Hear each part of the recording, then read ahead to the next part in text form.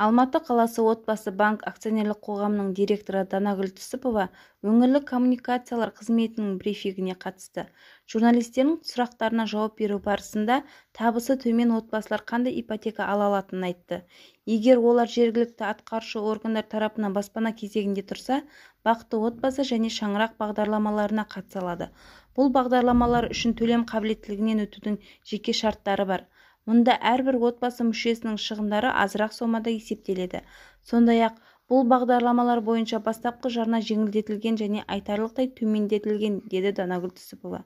Сонымен бірге, спикер отбасы банк арқылы жастар үшін қандай тиімді мемлекеттік бағдарламалар қолжетімді екенін айтты. 2017 жылдан бастап қаламызда Алматы жастары жеңілдетілген бағдарламасы жүзеге асырылуда. Ол барлық өңірлерде аймақтық бағдарламалардың іске қосылуына негіз болды. Елорда жастары, Алатау жастары бағдарламалары бар.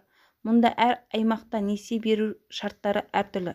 Мәселен, Алматы жастары бағдарламасы бойынша білім, денсаулық сақтау, мәдениет, бақ, спорт, ғылыми зерттеу институттары, құқық қорғау органдары сияқты 7 салада еңбек етіп жүрген 35 жасқа дейінгі жастарға несие беріледі.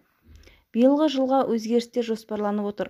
Енді әкімдіктің мақұлдауын күтіп отырмыз. Бағдарламаның басталғанын кейін хабарлаймыз. Бұл 1100 азаматқа несие беруді жоспарлап отырмыз.